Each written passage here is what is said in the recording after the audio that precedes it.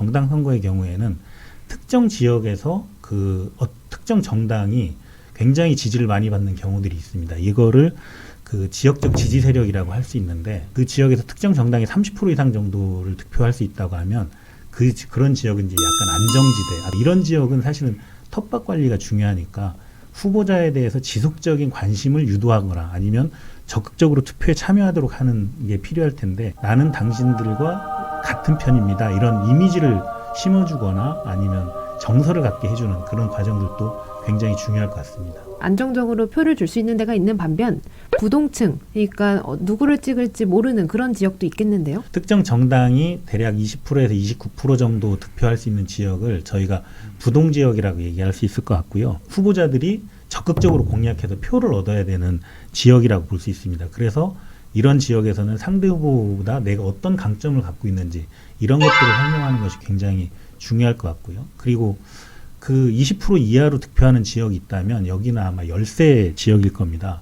이 열세 지역은 사실은 노력해도 표를 얻기가 굉장히 어려운 지역이다 보니까 상대 후보에 대한 기대치를 낮추거나 아니면 그 지역에서 그 투표가 좀 적게 일어날 수 있도록 그런 거를 유도하는 것도 중요한 전략이라고 할 수 있을 것 같습니다. 30, 40대는 학부모 계층이잖아요. 50대를 넘어가면 대학을 대부분 졸업했잖아요. 이런 계층을 나누어서 이제 공략을 해야 되는데 이게 만만치가 않더라고요. 이거를 이제 인구 통계학적 지지 세력 확보라고 이제 설명할 수 있을 것 같습니다. 세대나 나이에 따라서 관심도가 달라지니까 그런 것들을 공략해서 나의 지지 세력으로 확보하는 거고, 확보하는 방식입니다. 그리고 거기에 이제 주로 쓰이는 게 뭐 무슨 동호회 활동이라든지 뭐 아니면 학부모 단체, 아까 말씀하신 것처럼 학부모 단체라든지 이런 부분에 대해서 아주 세부적으로 메시지를 전달하는 그런 전략들이 굉장히 중요할 것 같고요. 다양한 이슈를 얘기하는 것보다 가장 강력한 이슈를 집중해서 얘기하는 것이 훨씬 더 중요한 전략이 될 수 있다고